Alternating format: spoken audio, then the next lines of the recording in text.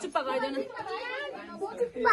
अरे टिका लगाउन लाइनमा बस्नुभएका मित्रहरू म भन्दा अग्लो हुनु भइरहेको छ अब फोटो सेसन सके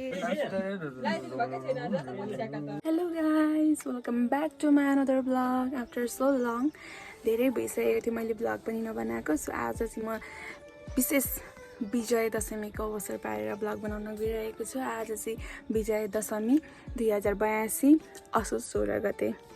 सो सबैमा ह्याप्पी विजय दशमी। आज चाहिँ यही विजय दशमीको अवसर पारेर म ब्लग बनाउँदैछु अनि आज हाम्रो कसरी दशैँ मनाउँछौँ त भनेर म सबै भिडियोमा हाल्नेछु। सो लास्टसम्म हेर्नु होला।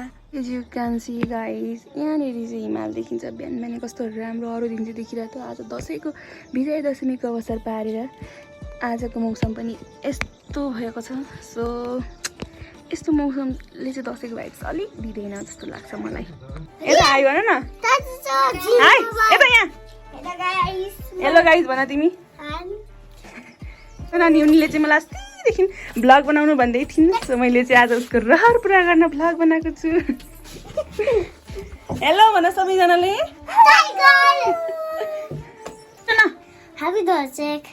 ह्याप्पी दसैँ एभ्रिवान भन न यता हेरेर आऊ यहाँ भिडियोमा ह्याप्पी दसैँ एभ्रिवान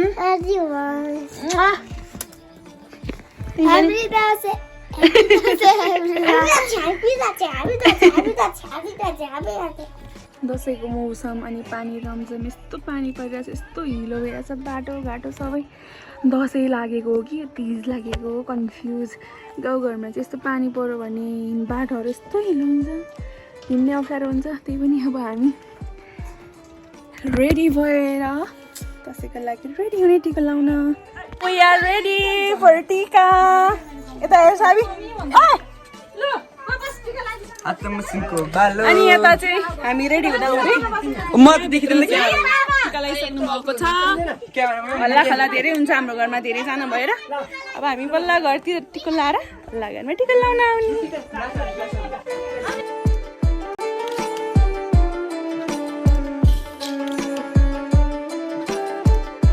केटाकेटीहरूबाट टिका लाउन सुरु भइसकेको छ।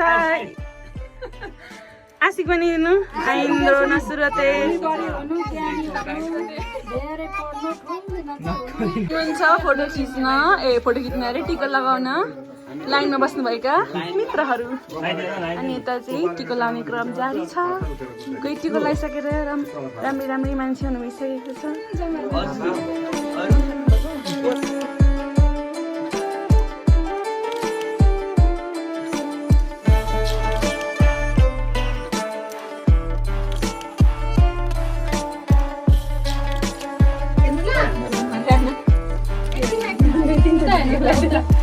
क्यामेरा लगाएको फोटो हाल्नु त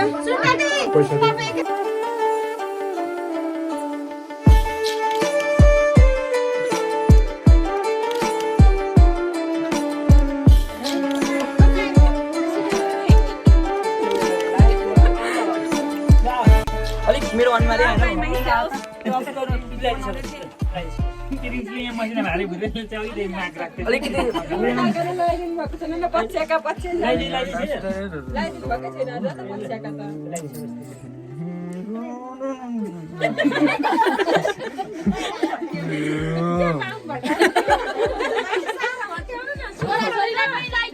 लाइदिनु लाग्छ।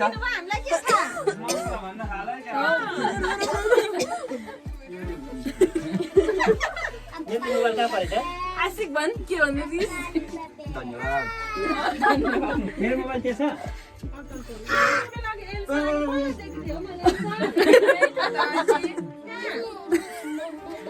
हेर्न सक्नुहुन्छ गाइजहरू पैसाले गोजीभरि मेरो चाहिँ पर्स भरिसक्यो। ल छिटो छिटो कान्छो काकाको हातबाट टिका लगाउँदैछ हाम्रा सबैभन्दा कान्छा कान्छा म भन्दा अग्लो हुनु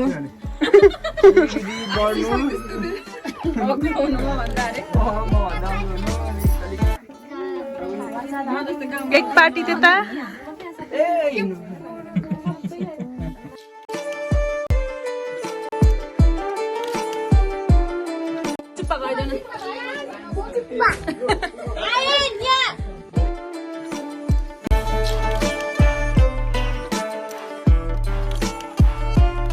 भइरहेको छ अब फोटो सेसन सकिएकै छैन